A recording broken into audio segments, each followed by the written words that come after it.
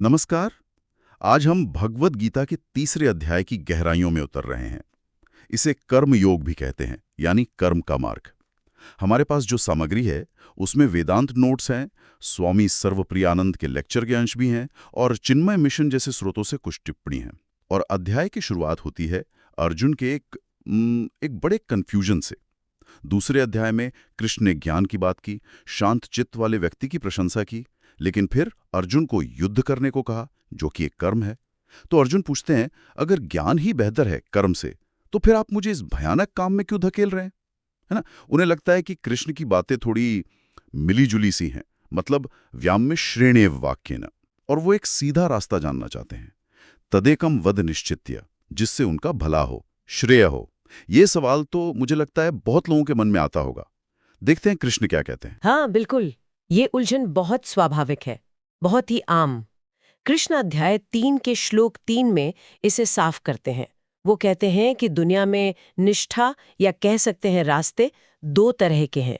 ज्ञानियों के लिए ज्ञान योग है, सांख्य योग, और कर्म करने वालों के लिए मतलब योगियों के लिए कर्म योग। पर यहाँ एक जरूरी बात समझनी है, ये हमेशा दो अलग अलग तरह के लोगों के लिए पूरी तरह अलग रास्ते नहीं है। ये आध्यात्मिक तैयारी, जिसे अधिकार कहते हैं, उस पर निर्भर करता है। ये पड़ाव हो सकते हैं। अच्छा, तो मतलब ये ज्ञान बनाम कर्म जैसा नहीं है, ये तैयारी का सवाल है। जैसे वो उदाहरण था ना, कैलिफोर्निया जाने के लिए पहले टैक्सी फिर फ्लाइट, तो कर्मयोग वो टैक्सी जैसा हुआ। हाँ बिल्कुल सही समझा, एकदम वैसे ही है। कृष्ण समझाते हैं कि जिनका मन अभी पूरी तरह शुद्ध नहीं हुआ है, जिनमें अभी भी पसंद नापसंद मतलब राग द्वेष बाकी है, उनके लिए कर्मयोग जरूरी है। सही तरीके से किया गया कर्मयोग वो मन को साफ करता है, चित्त शुद्धि करता है, और चित्त शुद्धि ही ज्ञान पाने के लिए पहली सीढ़ी है।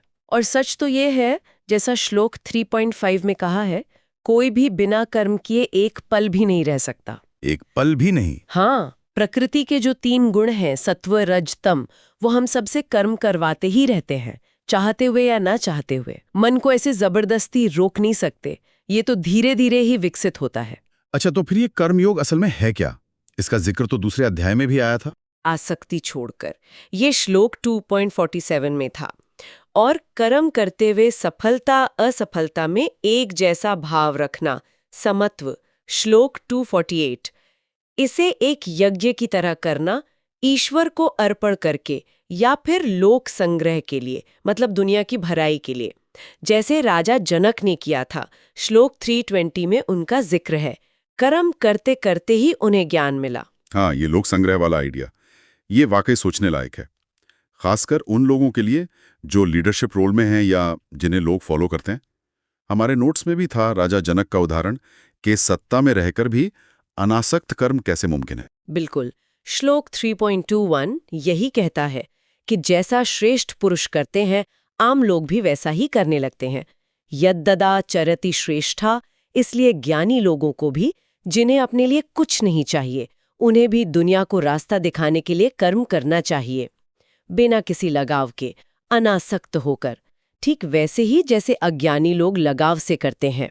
ज्ञानी ये समझता है कि असल में मैं करने वाला नहीं हूं, करने वाले तो प्रकृति के गुण हैं, गुण ही गुणों में बरत रहे हैं।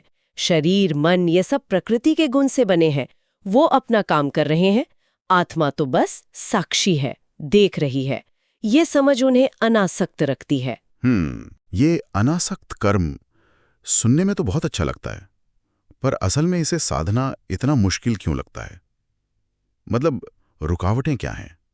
हमारी सामग्री क्या कहती है इस बारे में? सबसे बड़ी बाधाएं हैं इंद्रियां और उनके विषयों के बीच का खिंचाव, राग यानी पसंद और द्वेष यानी नापसंद।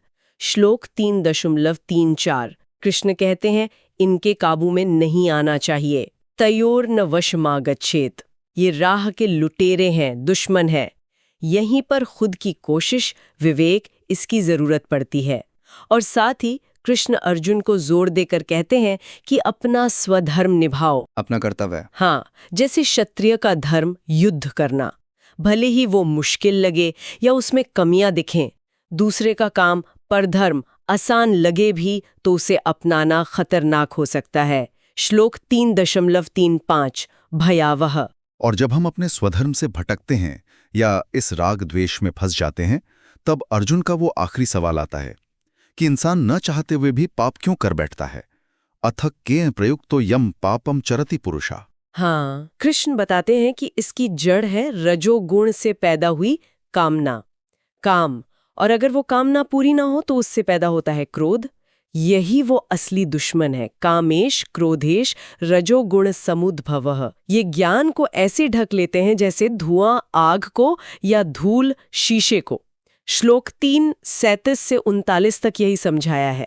तो कुल मिलाकर देखें तो अध्याय 3 का सार यही है कि कर्म से भागना न तो मुमकिन है, न ही शुरुआती दौर में सही रास्ता ये है कि अपने हिस्से का काम, अपना स्वधर्म, उसे बिना किसी स्वार्थ के अनासक्त भाव से किया जाए, यज्ञ की भावना से या लोक कल्याण के लिए। यही कर्म योग है। ये मन को साफ करता है और आखिर में ज्ञान और मुक्ति तक ले जाता है। ये स्पिरिचुअलिटी को सिर्फ पूजा पाठ तक नहीं रखता, बल्कि हमारे रोज के जीवन में उतारने का एक प्रैक्टिकल तरीका बताता है। हाँ, ये वाकई कर्म को देखने का एक सशक्त नजरिया है। सोचने वाली बात यह है कि हम अपनी रोजमर्रा की जिंदगी में अपनी अलग अलग भूमिकाओं को, उन्हें बोझ ना समझकर, अपनी प्रकृति को पहचानते हुए, बिना ज्यादा पसंद नापसंद में उलझे, एक यज्ञ की तरह कैसे निभा सकते हैं। शायद यही असली कर्मयोग है आज के समय में।